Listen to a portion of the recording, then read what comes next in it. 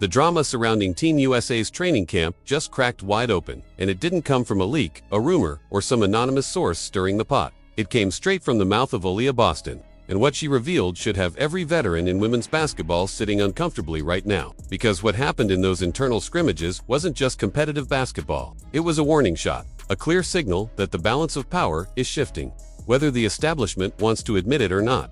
This wasn't a casual run. This wasn't a feel-good camp where everyone gets reps and pats on the back. This was Team USA. This was the proving ground for Olympic dreams. Youth versus veterans, side by side, battling for relevance, respect, and future roster spots. And when the dust settled, the results didn't match the narrative women's basketball has been clinging to for years. The veterans did not dominate. They did not impose their will. They did not remind the kids why experience matters. Instead, they got pushed. They got tested. And in one game, they flat out lost. Aliyah Boston laid it out plainly. 3 games were played. The veterans took the first one, which everyone expected. Then the young group came back and won the second. That alone should have raised eyebrows. But the third game is where everything changed. Over time, a group of rookies and second-year players dragging seasoned pros into extra time at Team USA camp. That's not supposed to happen. Not in this environment. Not with the stakes this high.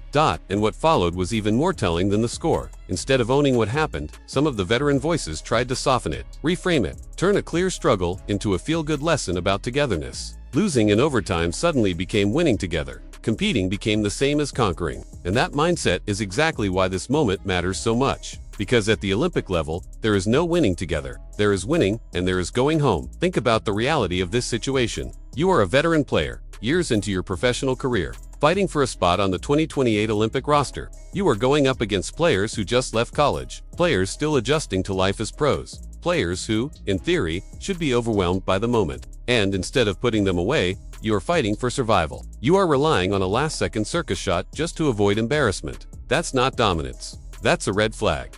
Chelsea Gray hit the game winner in overtime. Credit where it's due. Shot makers make shots. But zoom out for a second and really sit with what that moment represents. A veteran needing everything she has to escape a game she was expected to control. A young defender, Sonia Citron, forcing a brutally difficult look and still being blamed because the ball went in. That's outcome-based thinking at its worst, and it's exactly how people miss the bigger picture.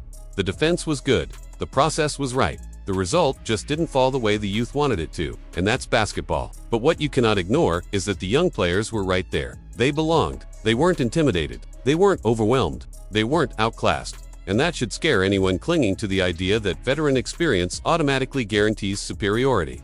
This scrimmage matters because it represents something much larger than a camp result. It's the changing of the guard, happening in real time. For decades, women's basketball has operated on a clear hierarchy. Pay your dues. Wait your turn. Respect the veterans. Experience rules all. That era is over. Completely. This new generation never got the memo about waiting. Caitlin Clark, Paige Buch, Angel Reese, Cameron Brink, Aaliyah Boston. These players aren't just talented. They are battle-tested in ways previous generations were not. They grew up under a microscope. They played college games with ratings that rivaled or surpassed professional games. They dealt with social media scrutiny, national debates, and relentless pressure before they could legally rent a car. And now people are surprised they aren't rattled by Team USA camp. The uncomfortable truth is this: the young players in women's basketball today have more experience handling pressure than most veterans ever had. Veterans spent large portions of their careers playing in empty gyms, fighting for attention, fighting for relevance. These kids grew up with the attention already there. They didn't ask for it. They adapted to it. They learned to thrive in it. Now flip the perspective. Imagine being a veteran walking into camp and realizing the rookies are more famous than you. They have bigger followings. They drive ratings. They sell tickets. They are the reason the league just had its biggest year ever. That messes with your identity. You spent your career pushing the game forward, and now someone half your age is the face of it without having to fight the same battles. That's not their fault. That's evolution. The veterans who adapt to this reality will survive. The ones who don't will be left behind. And this scrimmage was the first real glimpse of who's ready and who isn't. Take a hard look at the Olympic timeline. The 2028 Games are in Los Angeles, 3 years away. On American soil, that will be the most watched women's basketball event in history, possibly more watched than the men's tournament. Think about the star power. Caitlin Clark, Paige Buch, Angel Reese. Household names. Meanwhile, the men's side will likely be without LeBron, Curry, and Durant. The women may be carrying the basketball narrative of the entire Olympics. That level of attention is coming whether people are ready or not. And this scrimmage suggested that many veterans are not prepared for that spotlight. The young players they've been living in it for years. They know how to perform with millions watching. They know how to handle criticism, expectations, and pressure. That mental edge matters. College championships matter too. Final Fours matter. Game winners in March matter. These young players know what it feels like when everything is on the line. The idea that veterans have a monopoly on championship experience is outdated. This scrimmage exposed that lie. Now USA basketball has a real problem on its hands. Do you lean on veterans who have international experience but may be declining physically? Or do you invest in young stars who are already competing at the highest level and will only improve over the next 3 years? In the past, the answer was easy. You trusted experience. Today, that decision is far more complicated. And let's be honest about what's really bothering people. It's not that the youth competed, it's that they won. It's that they didn't show fear. It's that they didn't wait. And the attempts to spin that reality into some shared victory narrative feel hollow. Champions don't reframe losses, they own them.